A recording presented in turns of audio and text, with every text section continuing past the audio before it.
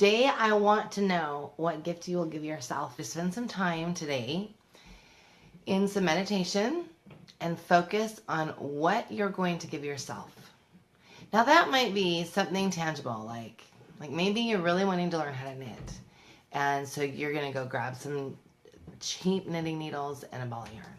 And you're going to start learning how to knit with one of our videos. Or maybe you really want to get into like the adult coloring book world and spend some time by yourself. And so you're going to buy that for yourself. Or maybe it's a different gift. Maybe it's a spiritual gift. Maybe you're going to start studying your spirituality more and really digging into, if you're one of the major faiths, maybe you're digging into the holy books from that faith. And, maybe you're doing going to gift yourself scripture study this year. Or maybe it's the gift of getting up before your children. That's an amazing gift. Amazing gift that you might sometimes feel like is not a gift, but is such a gift to get up before your children. It might be that you're gifting yourself standing in the sun.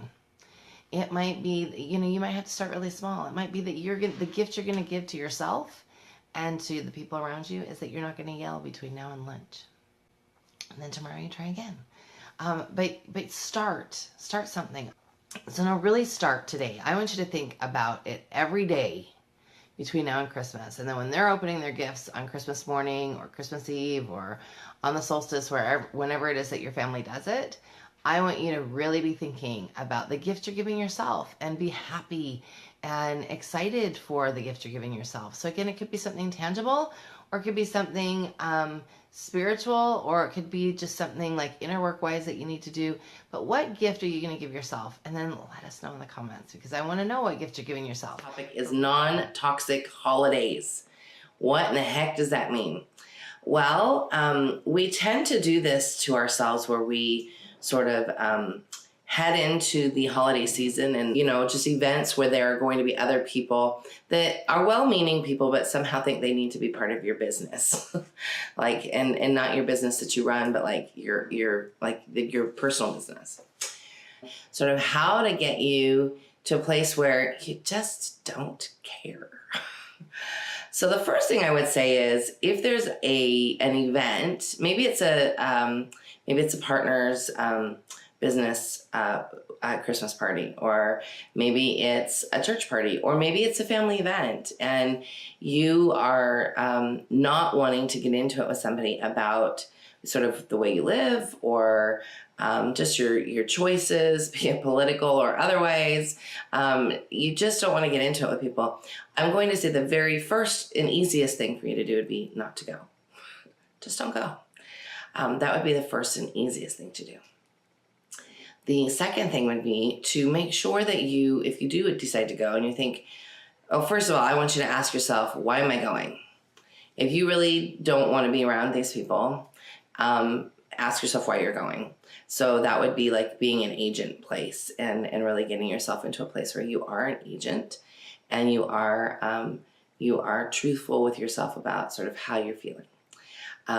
If you decide, hey, no, I'm going to go support my partner, or I'm going to go because I like most of the people at church, even though some of them are ornery, or I'm going to go to this family event because I really want to support my parents, or whatever reason you decide to go are all good reasons, I want you to make sure that you are, one, on the same page with your partner. Nothing is harder than going into a situation where the two of you are like this instead of like together. So you definitely want to be on the same page together. What does that mean? That means that in all instances, he or she has your back completely. So you have this conversation beforehand. Hey, we're going to your Aunt Susie's house, and Aunt Susie is really has a good time quizzing the children on their times tables.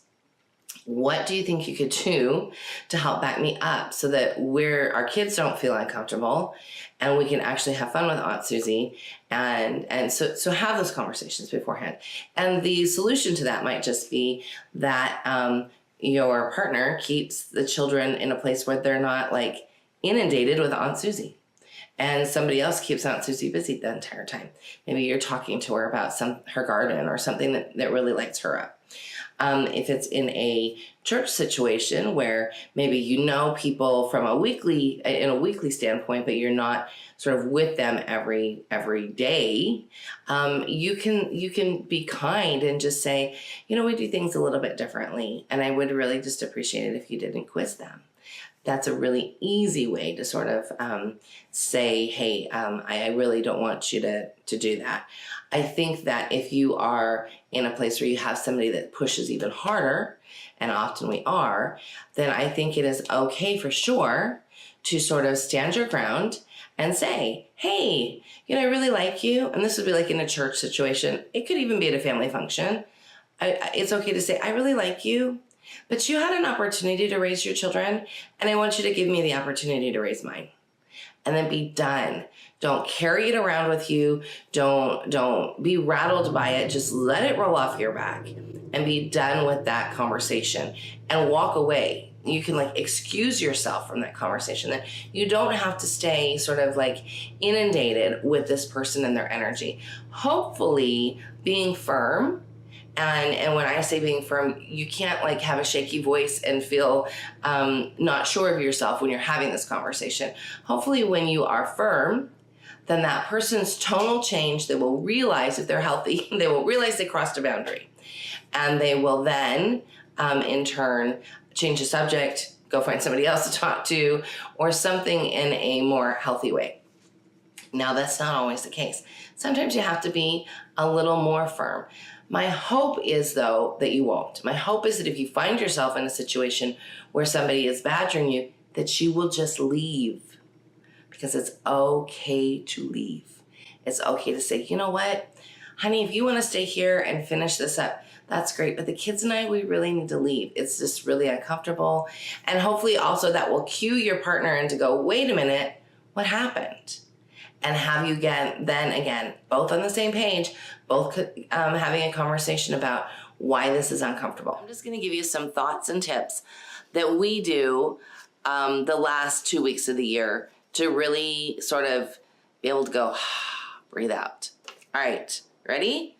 So the first one is figure out what you're eating the rest of the week. Now, if you are going out of town for Christmas and you've got food allergies or things going on where you're going to have to either pack food or buy food when you get there, decide now where you're going to buy it when you get there or what you're taking with you. Don't leave that for right before you leave. Really and truly, that's when things get sort of wonky and we make decisions that we wouldn't normally make. So don't leave that until that day. Decide today what you need, make a list. If you have to go somewhere, you're planning to go to your parents' house or somebody's house and you've got food allergies, you need to decide today, what bread are you eating? What meat are you taking? Decide today so that you can make your grocery list today and purchase that between today and tomorrow. If you're staying home, like we're staying home, decide what you're eating. Decide if you're making a big, giant traditional meal. We are not. Why? Because I should get at least one day a year off, completely off. And so we usually have sloppy joes or something really simple on Christmas that I can pop in the Instant Pot and that people can eat all day long, so I don't have to stress and worry about it. Decide what you can take off your plate today. Once you sort of make your list of what still needs to happen before Wednesday, decide what you can eliminate. I mean, truly, it's one day. It's one day, and we sort of lose our minds over the one day of the year. And I think in our culture, it's very interesting to me how much emphasis we put on the one day, and the other 364 days kind of go to crap. Let's see, take a moment or 2 or 10 to just take in your child's excitement. If you have a child that really struggles with the anxiety of Christmas, consider not putting their presents out right away. Consider maybe putting them out a little bit at a time so that it doesn't feel so stressful to them. Okay, and the last thing that I want to share with you on my list today is take a deep breath, because it's almost over. Really. You're going to get through this week and you're going to get to the 26th and you'll be like, oh, thank goodness. Whew, I made it. The inner work. Know why you're celebrating what you're celebrating. When you have a connection, a deep connection to whatever it is, whether it be, Hanukkah, Advent, all of the things that are happening over the next 6 weeks, if you are deeply connected to those festivals or those celebrations, then you're invested in a different way. And what I mean by that is, if you're just sort of lukewarm about something, it's really easy for me to do a bad job or blow something off if I'm not invested, like totally invested. But then when I am invested, it's a much stronger, a deeper connection for me, and it makes me want to show up more. And it makes me want to participate more, and it makes me want to put more effort towards it. And it makes me want to be careful that the planning is in a good place. And it makes me want all of these things because I'm emotionally and spiritually invested in what's happening.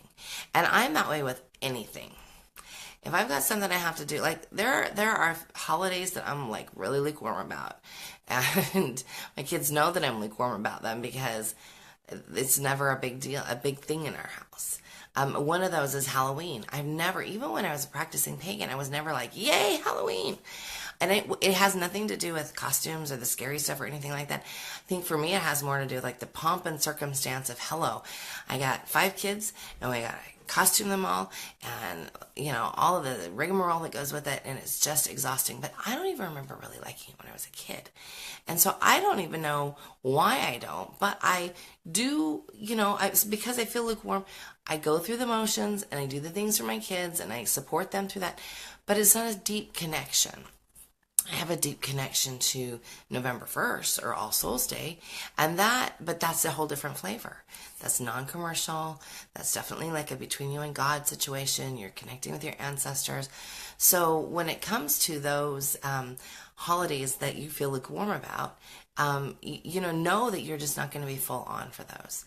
Then take the time to really ask yourself, what am I spiritually looking for in this holiday season?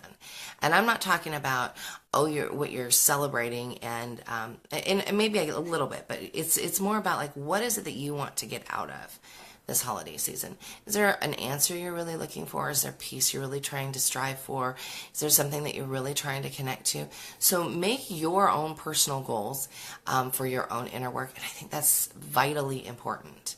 And I try to do something like that every year. And really with every festival, when I'm going to put myself into it, I want to make sure that I get something spiritually out of it, that's something that feeds me. Otherwise, it's honestly not worth doing. If you are lukewarm about Advent and you aren't connecting to it, don't do it. If you are lukewarm about St. Nicholas or St. Lucy or any of those things, don't do them. Take the time to research and really connect with them this year, and then think about having them next year. In the Waldorf world, there's so much of, I hear this from moms all the time, but everybody's stuff is so beautiful. I'm looking at Facebook and I'm looking at blogs and everybody's got these beautiful decorations and they're having so much fun baking. Yes, and doesn't mean you have to do it if you don't connect to it. If you do connect to it, take the time to really plan. Like when those decorations come out, it doesn't even matter if you weren't the one getting them out. It's like children start to lose their heads. They're like, my kid will not settle down. What is going on? And I think that, like I said, I think that it's in the air. And so you really have to be very mindful of how you approach things this month. And just so that you can get through the month and not want to poke yourself in the eye. Because, listen, I have been there. I can remember, Harry. So many of my parenting faux pas were Harry. But let's see. So Harry, when he was, I think he was about 9, was pretty adamant at like needing to know what was under that tree. Like to the point where he was like, I will hurt you. I remember thinking, oh, hell no. We are not going to this place. So that sort of takes me also to the special needs place. All kids, I think, have some sort of stress when it comes to this holiday. Even though it's excitement and they just kind of can't sit still and they kind of look like they have to go potty all the time and they're always doing a dance and especially then when you start to populate that underneath the tree with presents. I can remember there were many years where we didn't put any presents out until the day before because it's just too much anxiety for them. And there is definitely a difference between anxiety and anticipation. And so you really have to know your child. You really have to know which camp your child falls into. And you know, I have 5 children, so I had children in both camps. Some of them were super excited and like anticipation wise, and some of them were like anxiety ridden. So you want to sort of be able to know which one your child is and be able to meet them. I remember being like super irritated. My ex-husband used to like not just tell them what they were getting, but he would take them shopping with him. And I remember thinking, what? But to his credit, he's on the spectrum. So for him, surprises are not a good thing. They don't feel good to him. They give him anxiety. And so the kids would always know what they were getting. And in my head, that's just like craziness, but it helped him. And so if you are a parent that struggles with anxiety, you got to work to get your own stuff in check as you're sort of going down this path. And it doesn't matter if it's the big lead up to Christmas, if it was the big lead up to St. Nicholas, that's what we do in our house, or if it's the Hanukkah night's gifts, it doesn't matter what it is. You have to get your own stuff in check about surprises and how you feel about it, and all of those sort of gift-giving poo things that can come up, and then it will be 100 times smoother. So that's just the gift-giving aspect of it. What's nice about having something in the plan is the children then can look forward to it. So then you can have the discussion the night before. This is what we're doing tomorrow. Tomorrow we're going to bake cookies with Aunt Susie, or whatever it is. Then they get that piece in their head. So if they're a child that works on anticipation and excitement, they're getting excited about that. If they're a child that works on stress, hey, I can calm down because I know what's going to happen tomorrow. Tomorrow we're going to go to Aunt Susie's house and I get to play with her dog and we're going to make cookies. And so they get that space in their head where it's not so overwhelming. And then things start to calm. Other things that you can do just to sort of have that calm peace in your home, play not crazy Christmas music. Have fun. Just try to enjoy it. Try to enjoy these days. It's so easy to get into a space of, I can't believe I have to go through this. This is so frustrating. Or you're frustrated because you don't have enough money for the gifts you want to buy. I've been there. Or you don't have enough money to take care of bills and the gifts you need to buy. Or you don't have enough time with your partner. Or you have to go spend time with people you don't want to spend time with, and then to that I would say don't spend time with them. But if you have to, like if it's like a make or break family situation and you go, it starts to feel kind of yucky. So you want to be in a good, calm place so you can prepare yourself. And being able to prepare yourself for that space is super, super helpful when it comes down to the actual act of going. So I want you to make sure that if you've got those sorts of family events coming up, that you are preparing yourself so that you know what you're doing. I think that really and truly examine whether or not you actually have to go to these things.